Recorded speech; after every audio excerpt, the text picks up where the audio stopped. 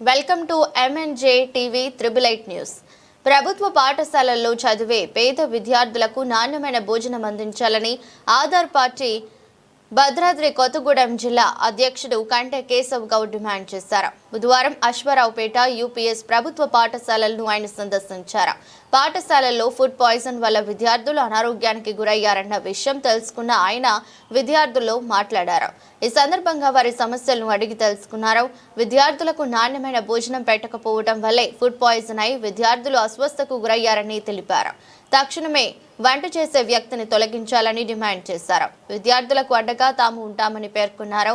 కార్యక్రమంలో ఆధార్ పార్టీ మండల నాయకులు, దళిత సంక్షేమ జాతీయ ప్రధాన కార్యదర్శి తగరం రాంబాబు తల్లిదండ్రులు పాల్గొన్నారు.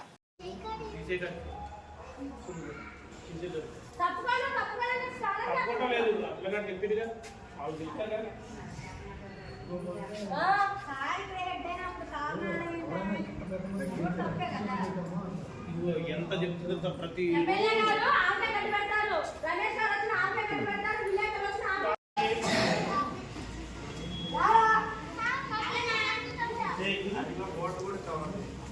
ఇది ఎట్లా పడుతుంది?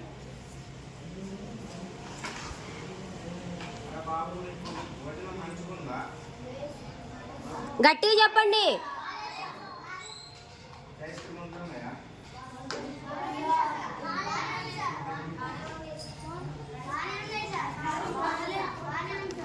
టేస్ట్ ఎట్లుందో చెప్పండి.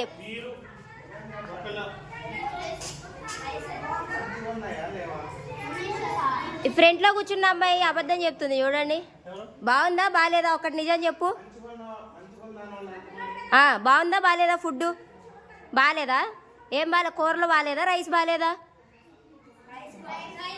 రైస్ బాగాలేదా? కర్రీస్ బాగుంటున్నాయా? ఉండటంలో బాగాలేదా? మిగతా వాళ్ళు ఉండేది కూడా యామి ఉండేది ఎలా ఉంది? పథకం ఉండేది ఎలా ఉంది? పెద్దమ్మ ఉండేది ఎలా ఉంది? అది మళ్ళీ ఒకసారి చెప్పండి అమ్మా. యామిని ఆంటీ ఉండేది బాగుందా? ఆ అక్క ఉండేది బాగుందా? ఆ అమ్మమ్మ ఉండేది బాగాలేదా?